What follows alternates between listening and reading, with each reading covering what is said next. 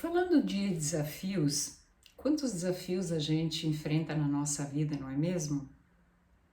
Eu me lembro que em 2010 eu estava finalizando o meu curso de jornalismo quando abriram as inscrições para as Olimpíadas de Londres e eu pensei, eu quero ser voluntária nas Olimpíadas de Londres.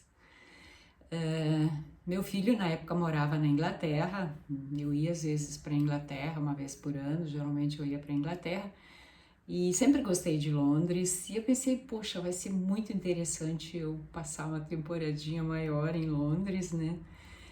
Que é uma cidade cara, a gente geralmente vai, fica 2, 3 dias no máximo, e é isso. Então eu me inscrevi, quando abriram as inscrições eu me inscrevi, é um processo que durou 2 anos, foram várias etapas, e foi indo, né? Foi uma coisa bem desafiante. Que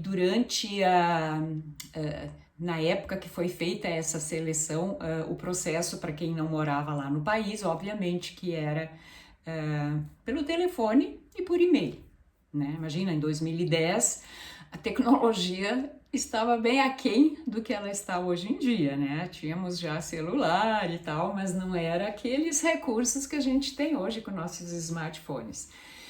Então, foi esse processo, foi ficha, depois foi e-mails e depois tinha uma ligação. No dia que eu tinha marcado a entrevista, que seria por telefone, de manhã cedo bateu um caminhão no poste de luz onde estava o telefone na frente do nosso apartamento. E aí nós ficamos sem telefone.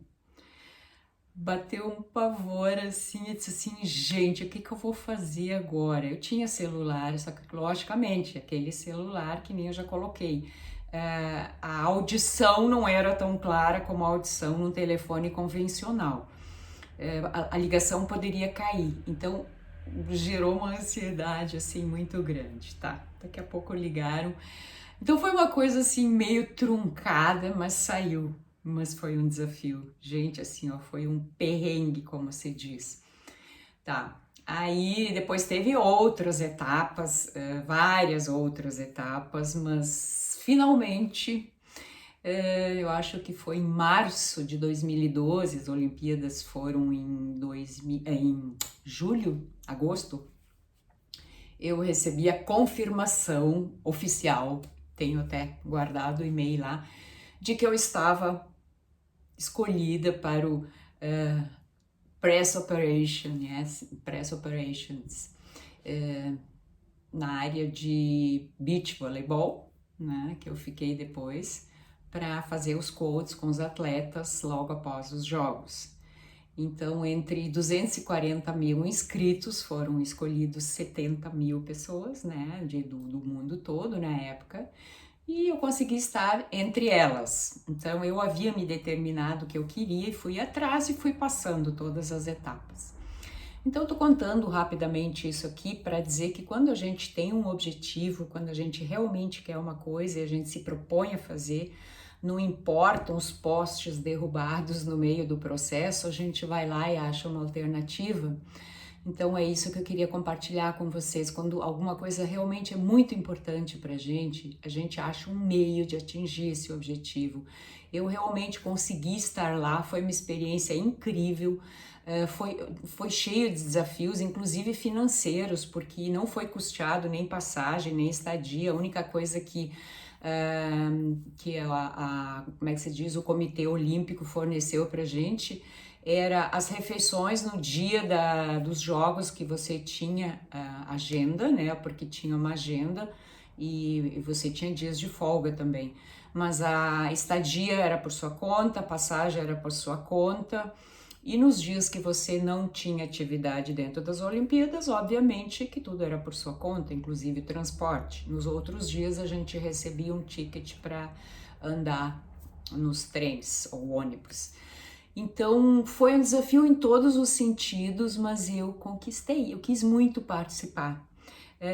Assim como eu já comentei, eu gosto muito de Londres, então consegui passar um mês inteiro em Londres, depois fui conhecer a Escócia ainda, as Highlands, que era um sonho também.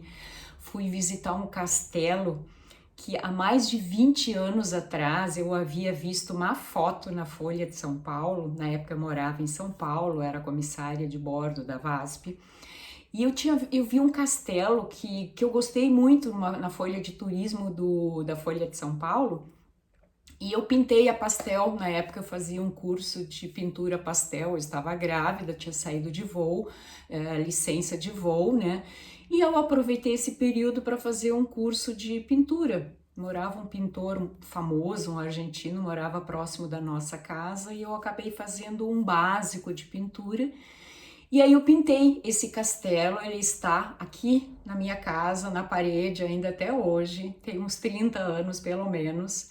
E quando eu cheguei na Escócia, né, no hotel que eu fiquei, eu pensei, eu vou fazer um passeio para as Highlands. E aí eu me deparei com uma propaganda, é o Island Donut, chama esse castelo.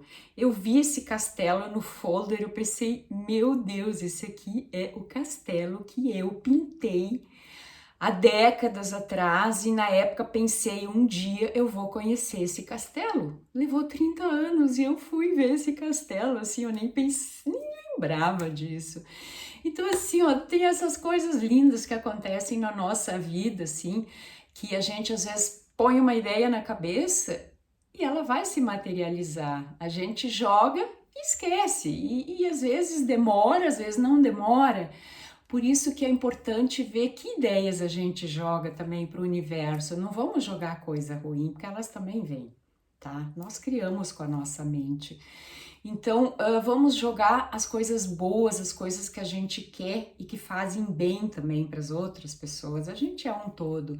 Então, eu queria compartilhar com vocês essas experiências para verem que desafios. Gente, o que seria a nossa vida sem desafios? Não teríamos conquistas que nos fazem crescer, que nos fazem sentir melhor, que nos fortificam. Então, essa é o meu compartilhamento desse dia de hoje, para vocês pensarem nos seus sonhos, nos seus desejos, nos seus propósitos, e que se realmente querem, vocês chegam lá, ok? Beijo, gente, fiquem bem.